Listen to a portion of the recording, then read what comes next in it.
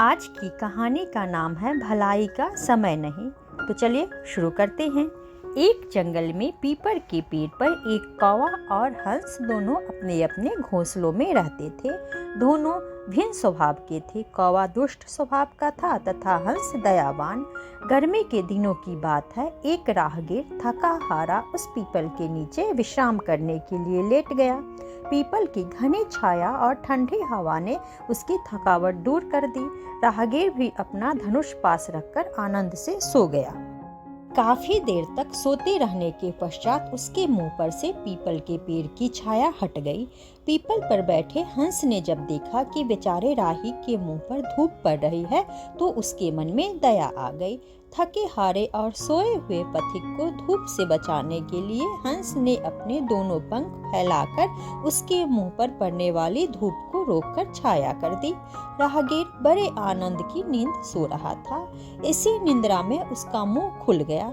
इसी बीच कौवा भी अपने मित्र हंस के पास आ गया। हंस का उपहास करते हुए वह बार बार यही कह रहा था, इस मनुष्य के लिए तुम इतना कष्ट क्यों सहन कर रहे हो? क्या तुम नहीं जानते कि मानव जाति हम निर्दोष पक्षियों का शिकार करके हमें खा जाती है?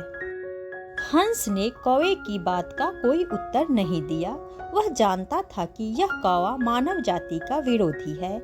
इसी बीच कौवे ने उस यात्री के मुंह पर बीट कर दी और वहां से उड़ गया।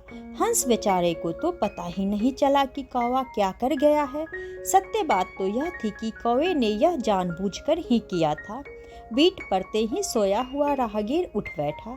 उसने क्रोध से ऊपर देखा तो उसकी दृष्टि हंस पर पड़ी जो पंख फैलाए हुए पेड़ पर बैठा था।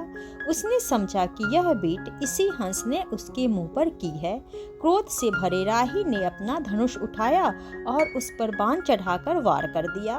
बाण हंस के सीने में लगा। उस बेचारे हंस के मुंह से एक अंतिम चीख निकली और उसने दम तोड़ दिया।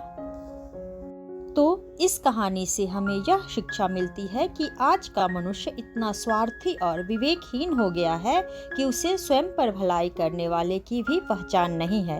अतः नीति कहती है कि नाहक ही किसी की भलाई नहीं करनी चाहिए।